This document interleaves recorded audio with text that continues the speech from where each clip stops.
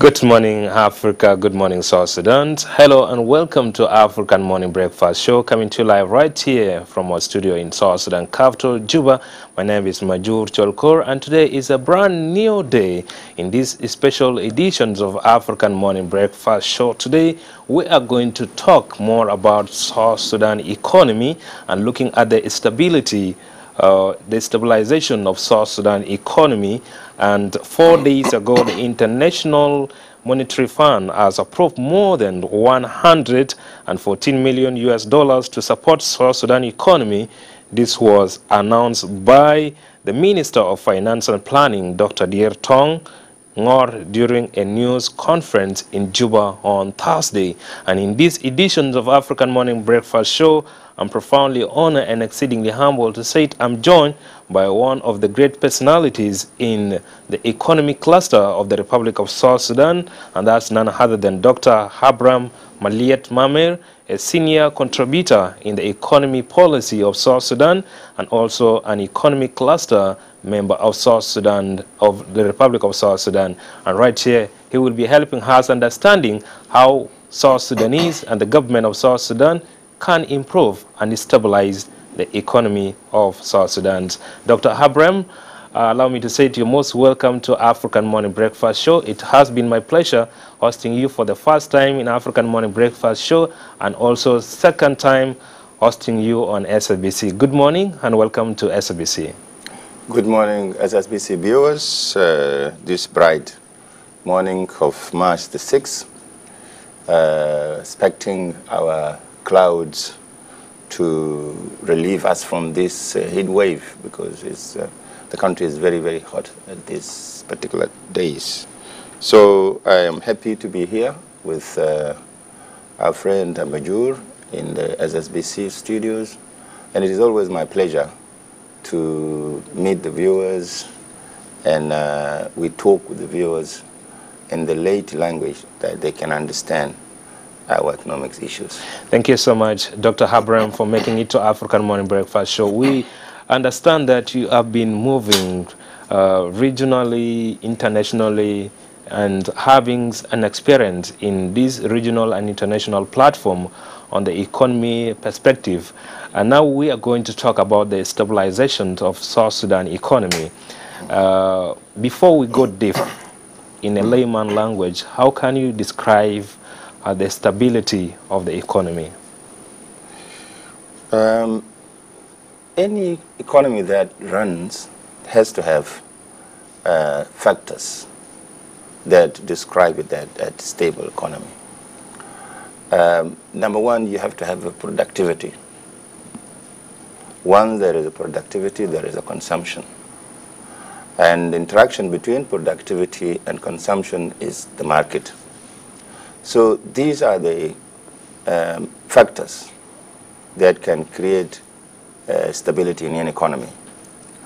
Now, coming to the real point of stabilizing our economy, we need to have what we produce, we need to consume, and the transaction between productivity and consumption create the market. And now when people go to the market, sell their goods, they buy what they need, and so on. This is itself create a movement, create transaction. And that, in the long run now, becomes stabilized. So I know every morning this particular market sells this.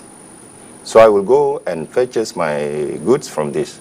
I'll go and purchase my services from this. So now this has become a routine. So that causes stability. It is stable. So there is no volatility.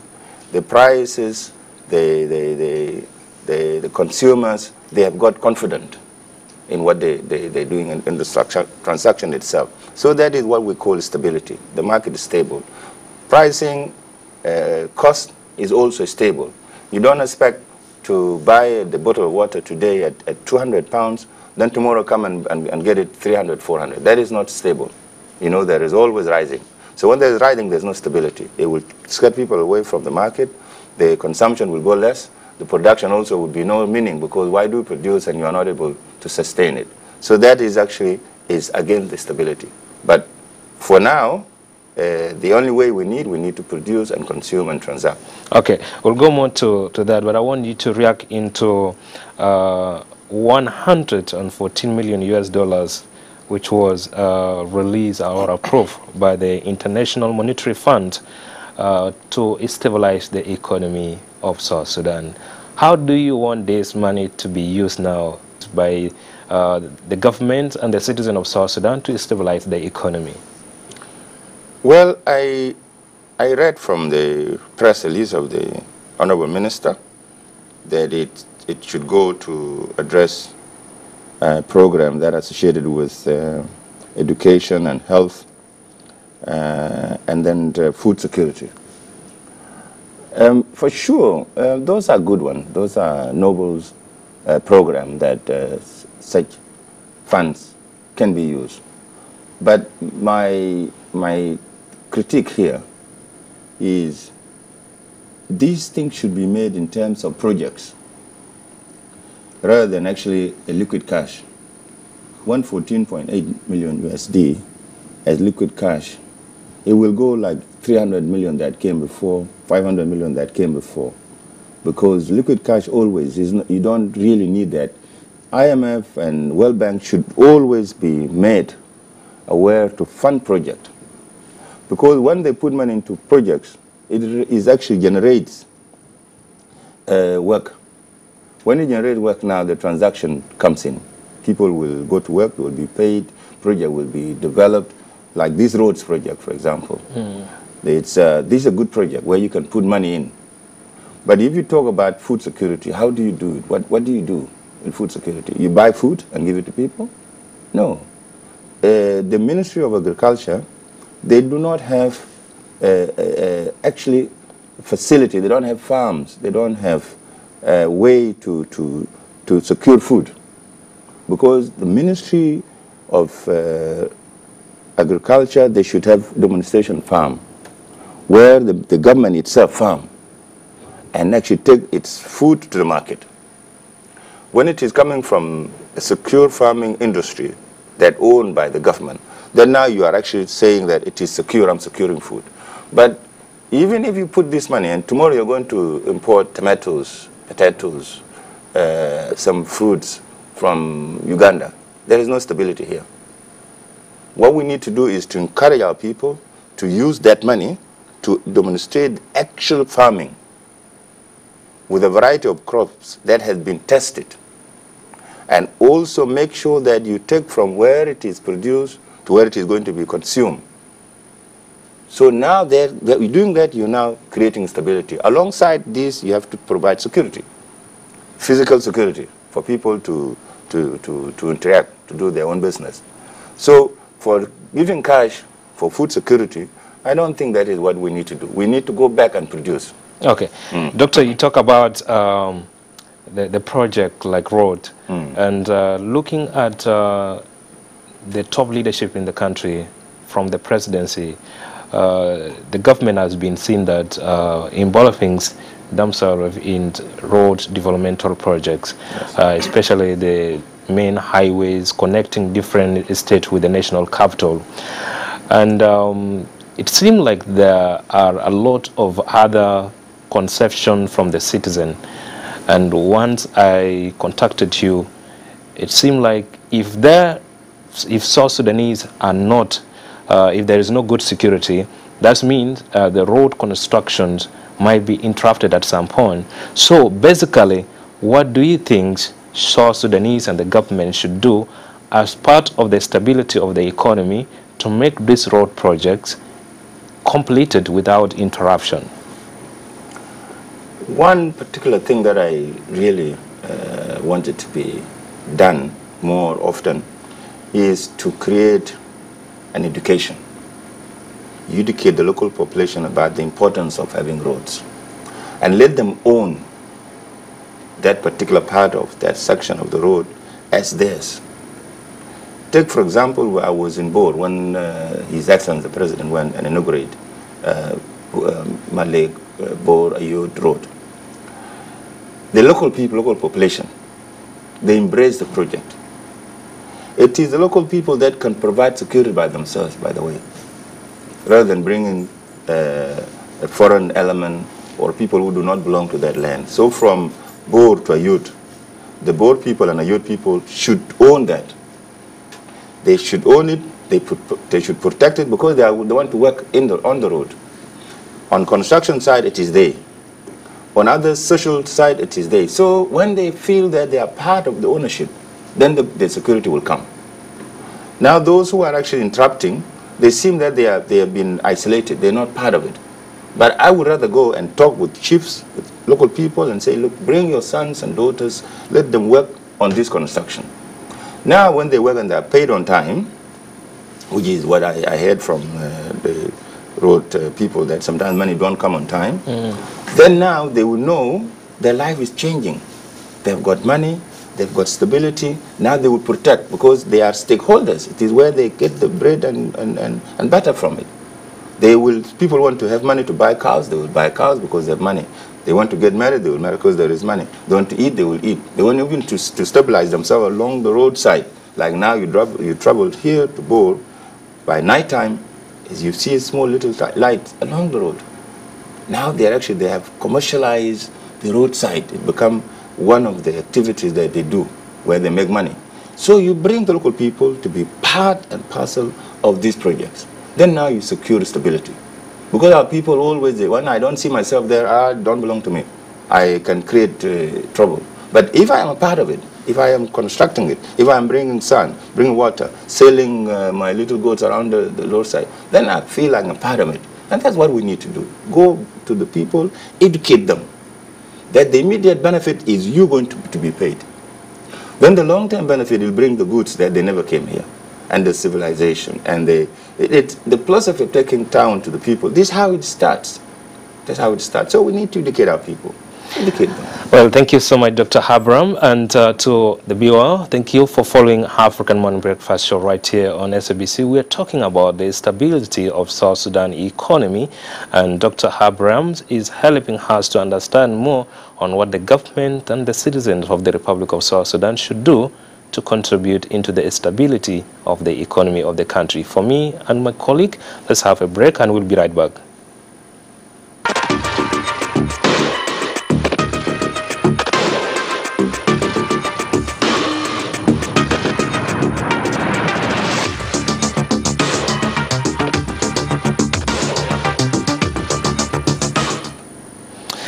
Welcome back, dear viewer. Thank you so much for following African Morning Breakfast Show. We are coming to you live right here from our studio in South Sudan capital, Juba. My name is Majur Cholkor, and in this edition, we are talking about the stability of South Sudan economy and helping us to understand more on what the government and the citizen of the Republic of South Sudan should do to stabilize the economy is Dr. Abraham Maliet Mamer, an economist in the Republic of South Sudan. Dr. Abraham, welcome back. Thank you. Yeah, South Sudan's economy has been seeing the high percentage of what improve the economy of the country is always referred to the oils generating incomes. And in the last 18 months, South Sudanese have seen that there is no improvement in investment in the country, though there might be some part of investment companies coming in. But how do you think the economy of the country, if it is stabilized, that it can improve the dependency of South Sudanese from the oils gain? Thank you. That's a very good question. Oil dependency syndrome it's been affecting most of the country that depends only on oil proceeds. And South Sudan is one of those countries suffering from that. Investors, they look for the raw materials. When an investor asks, what have you got in your country? They are asking, what raw materials do you have? Investors don't come for finished product. The finished product, it is the investor that produces it. But they look for the raw material that they can put into their investment in order to realize finished products, finished goods. So in our case, oil underground is a raw material. So the Chinese and Malaysians and others, they were looking for oil as a raw material. You remember when they dug the oil, they go and take it to refineries, they produce goods from it. The same thing, there are other investors, they're looking for gold, they're looking for cobalt, they're looking for what do you call them, coal, they're looking for iron, they're looking for cement as raw materials. So what we need to do from now on is to be able to do what we call resource mapping. We must identify our resources according to the Minister of Mining. We do have a lot of resources, minerals as well as the forestry. So the minerals now we need to identify which are they and where exactly they are.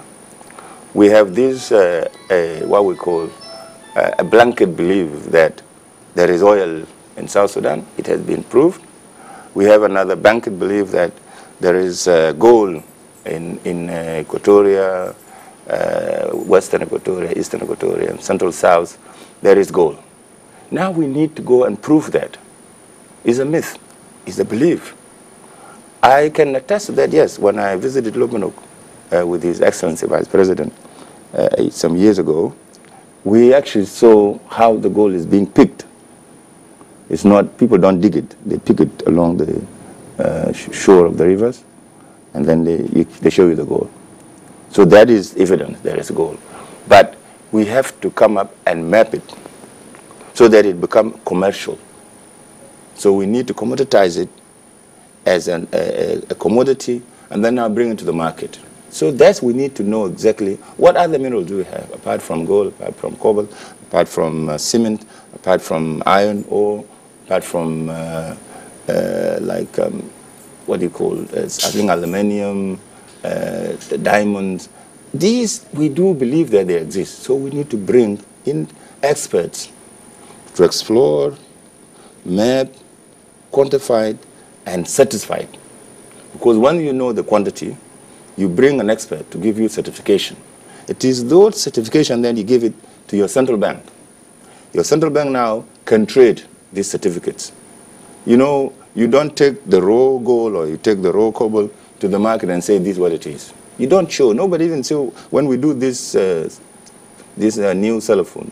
We don't see what goes in there. Okay, Dr. Abrams, you know, talking as an economist and looking at the current macro rate, the bank rate of South Sudan, I just tracked it out yesterday from Bank of South Sudan. The current rate, the daily rate of US dollars against South Sudanese pound, now they're selling dollars at 798.9162. That is selling US dollars, and buying is 775.3030. That is buying US dollars from the Bank of South Sudan. And we are talking about the stability of the economy. If it put you in the shoes of the Minister of Finance, what do you think you can do? Okay. I actually did say this before, and I'm going to repeat it now.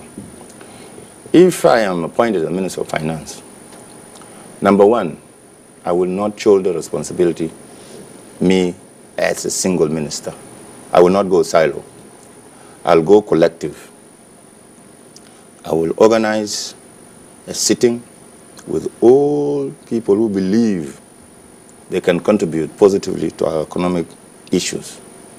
Put them in a place, tell them precisely, drill it down to 5 actionable plans. Because you don't work with no plan. You have to have a plan. You have to have a program. Now these people, because I believe in some of them, they're very senior. They got a lot of experience and knowledge. They'll give you that knowledge. They even tell you how to implement it. Then now take that and implement it. When there is a program to be implemented, there's always a surety. If it's not going through, then you review. But when you just come as a minister, you just sit there alone, you want to tackle it by yourself, the fame and pride doesn't go to you a mile if you are alone. But it can go miles and thousands of kilometers if you are going collectively, because this is a shared responsibility, one. Number two, while you are doing this, you'll be able to know, this market, our market is very small, by the way. But we don't know what is the consumption, how much do we need to run this market?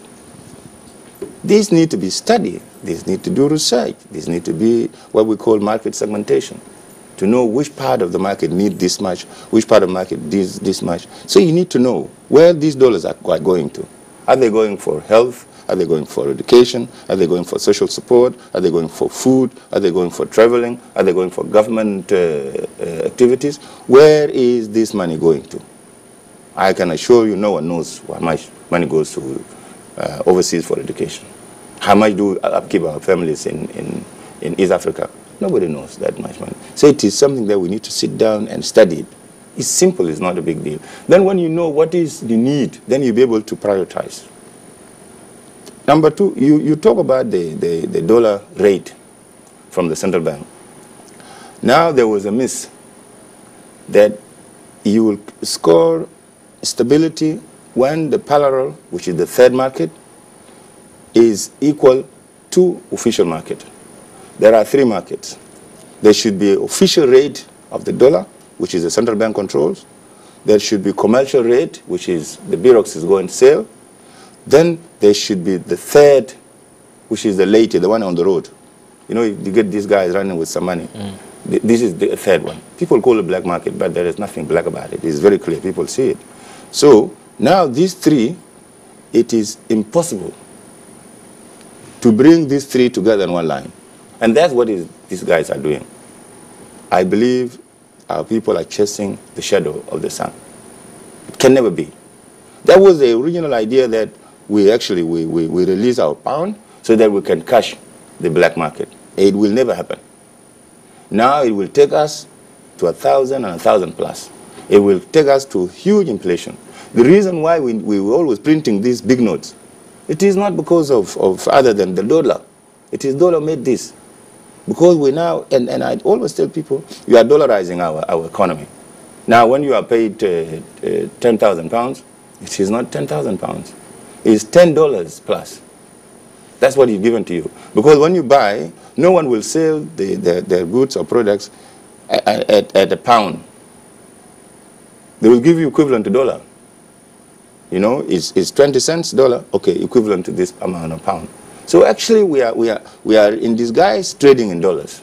Yes, Dr. Abrams, I was listening to a voice of a female doctor at Juba Teaching Hospital, interviewed by one of our colleagues, and what she stated was about how she tried to put the nation first before what she earned.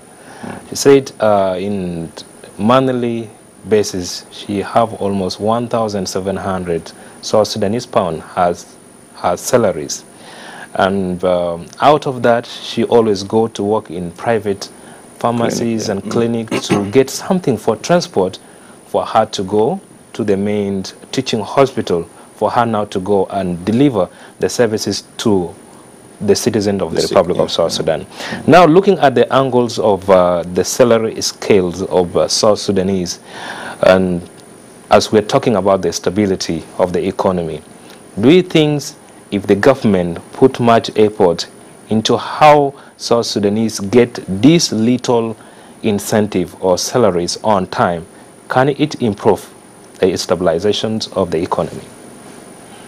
Well, first of all, let me emphasize, regardless of how big or little it is, there is something called I'm hoping. So you'll always be saying, by the end of this day, I will get this. So that itself can drive you to the next day, knowing that tomorrow I'll get my salary on time, regardless how much it is. So that itself actually creates stability and trust and confidence in yourself. That's one. Number two, yes, all these South Sudanese, by the way, I have seen no people like them, and I'm proud to be South Sudanese. You know, we are creating what we call the social welfare in an unprecedented way.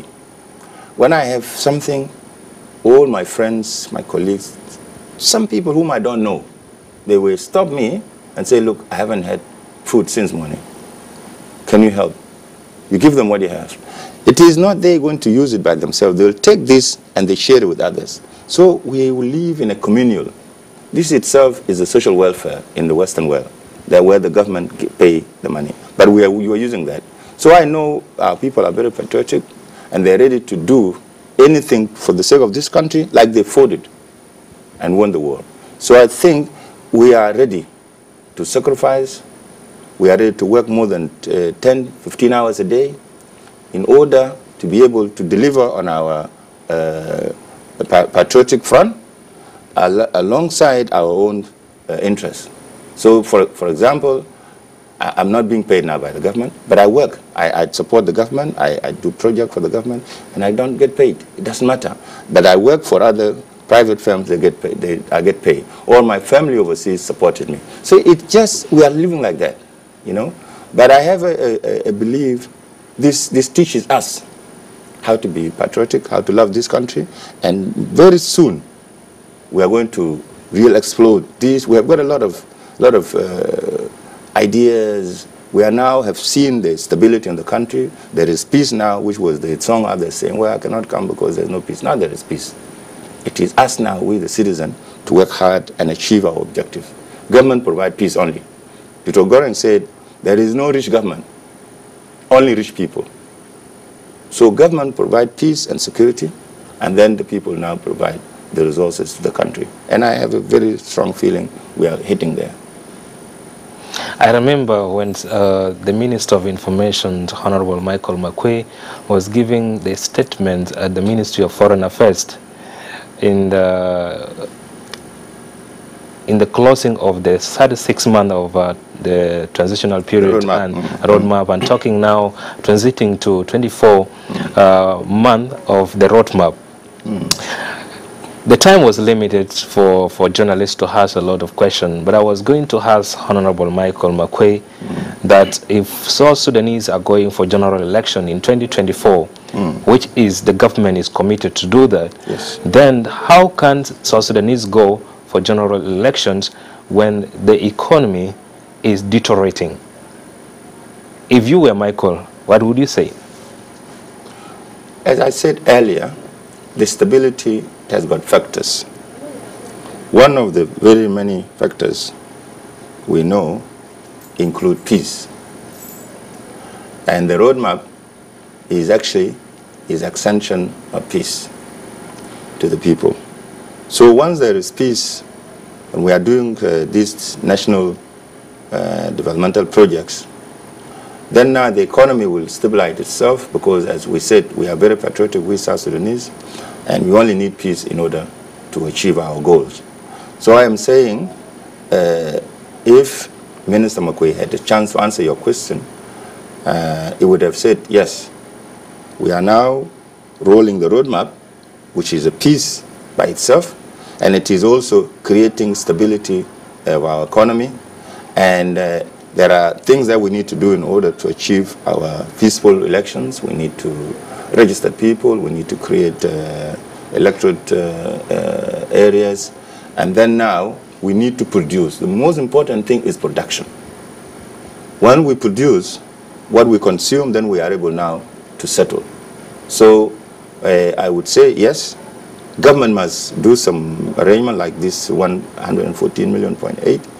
That is one of the stimulus to inject into the cycle of economy.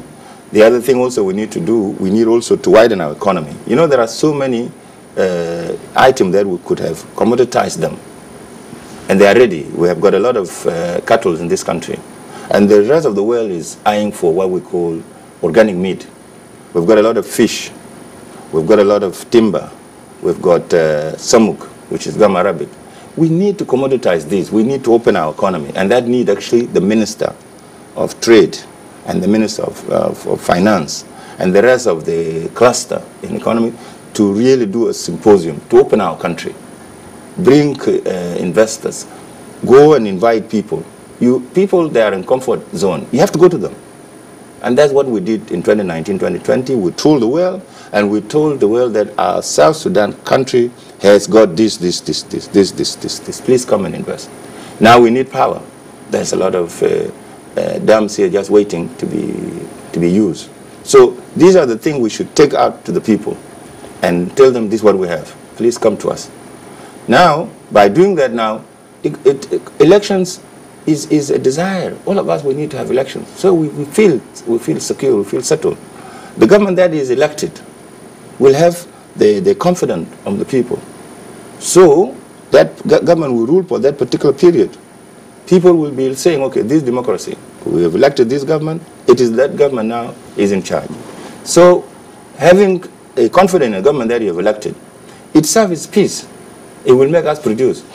Dr. Abraham, thank you so much for coming to African Morning Breakfast Show. But before winding up this discussion, do you say South Sudan economy is stable? I can say it can be stabilized. It can be stabilized when we avoid the oil dependency syndrome and map our resources and take our economy to be part of the world in the world platform. Now we don't exist there because we have not connected, we have not taken ourselves to be part of the world economy. We're not a part of it. We only know IMF, we only know World Bank. But there are other powerful financial platforms that we don't get into it. We do know that there is what is called Paris Club. We do know there is what is called the European Economic Council. We do know even there are economic blocks here in Africa. Even in this little thing called East Africa Community, we're not effective there. So we need to get out of this sitting in the office and take our country out. That's what we do. By doing that, we will be on a very, very good health. We'll have a bill of health which is clean. Our economy will be trusted. People will come and explore our resources because the whole thing is resource. Even now, why do you think people are doing this around us? It is the resources. We are not able to explore our resources and exploit. We're not because we're so looking small. Somebody give you a handout from the World Bank and you think you have killed an elephant. No, there's more money than that. Not from the World Bank, not from IMF. There are other financial platforms that we can take our resources into it. We can take our commodities into it. We do have, I was in one of the shows in UAE, in Emirates. Somebody talk about our fish. Somebody talk about the fresh tomatoes. He said the Dubai market need 150,000 tons of fresh tomatoes on weekly basis. Can you provide this to our market? I was speechless. I can't answer that question. But I know we can do that. Only we have to sit down and have a plan. We need to have, how we get this economy out of this, I still recommend, we need to call everybody and address it collectively. I'm sure our brains are so fresh and are so professional and they're so intelligent, they will bring what we need to do in this country. It is only us can bring it, no one else, and then take it to the platform. Thank you so much, Dr. Abrahams. Now comparing South Sudan with other African countries like Uganda, Kenya, Tanzania, and other places, what do you think are the challenges affecting the economy generally in East Africa or in other African countries? This is also a very good question, given my role when I was in the investment. I actually worked with economy experts in the region. Well, I was once invited by the Ugandan parliament to, alongside, they were discussing their budget. And so they need me to be on the corridor to see how they are doing the budget. The issue in East Africa is how we develop our budget. That is number one affecting our economies, because sometimes we do budget estimates not based on realities.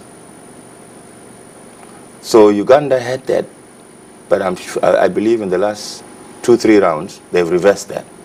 So they are doing budget on the reality, the actual facts, So budgeting in our region is an issue. Number two, also affecting us, there is actually a huge corruption. Corruption in the region is really big. Some in those countries, when they are corrupt, they take the money and they build their country with, but it becomes a private entities. So you can see big, beautiful structures.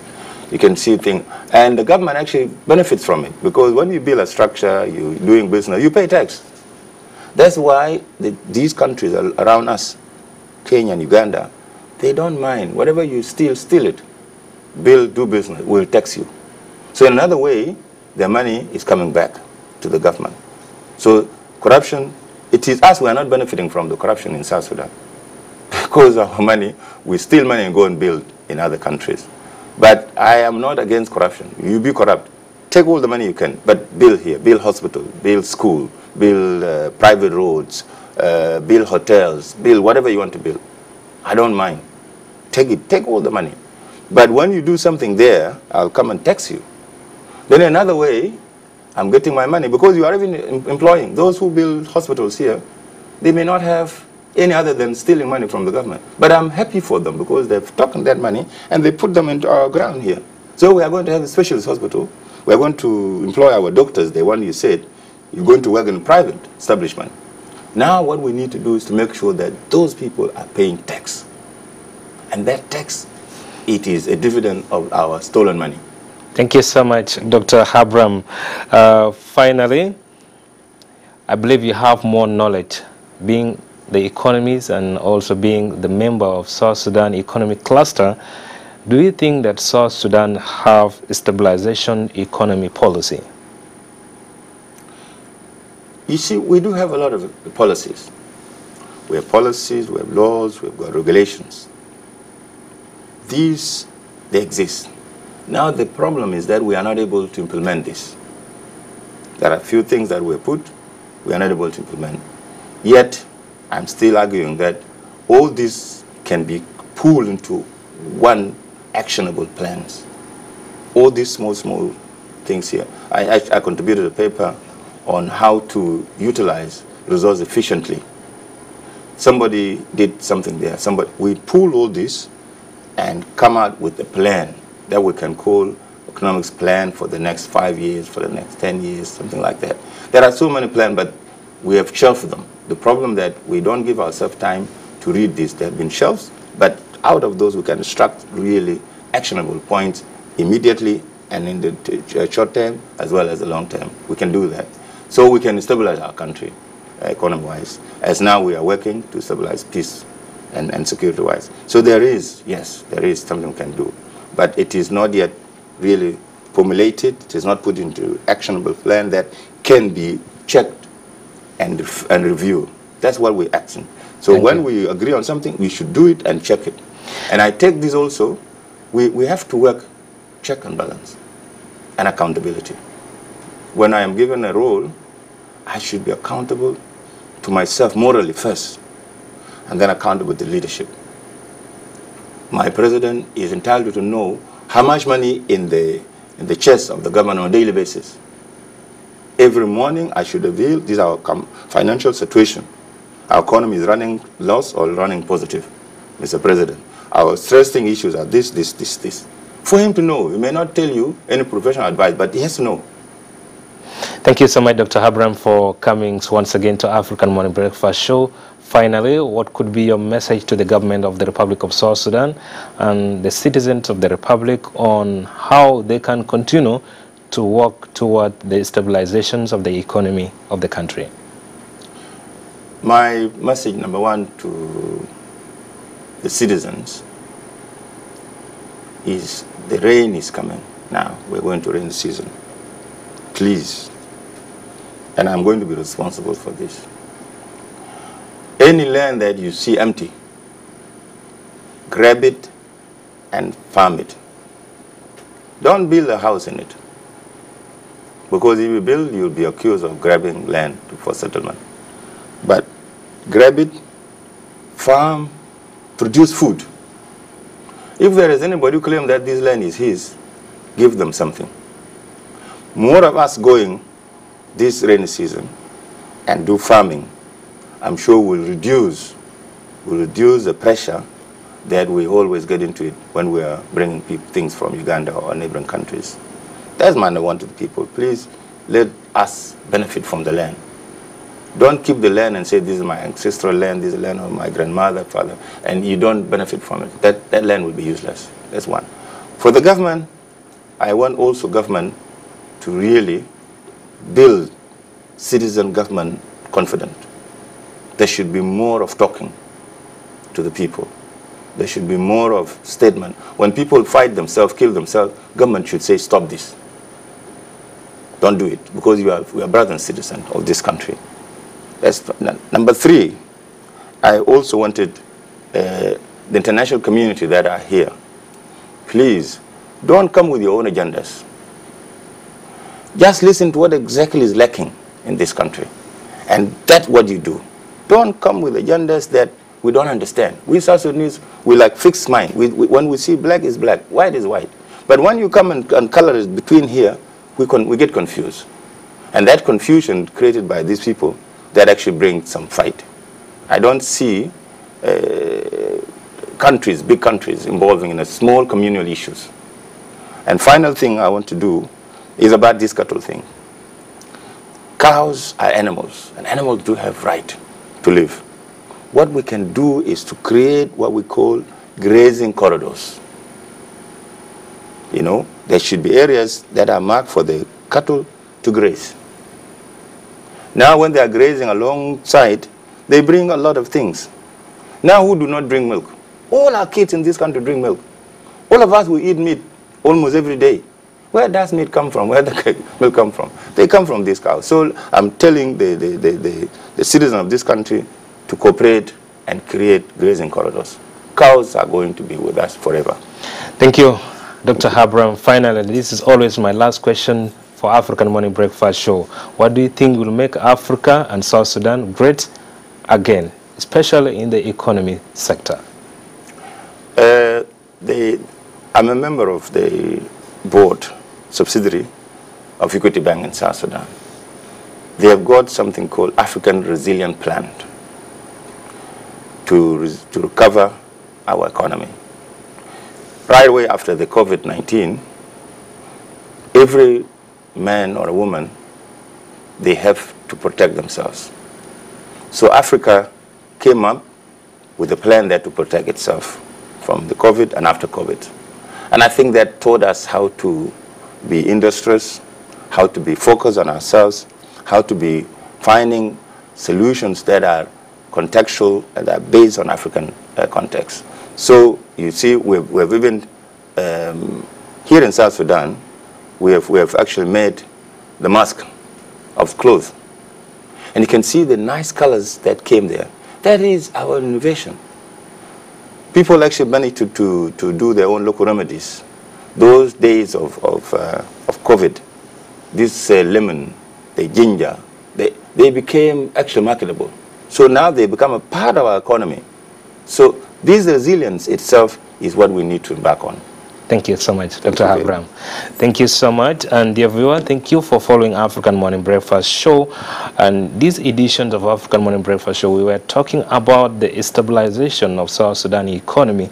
And my guest has been Dr. Habram Maliet Mamir, the senior contributor in the economy policy of the Republic of South Sudan and also a member of the economic cluster of the Republic of South Sudan.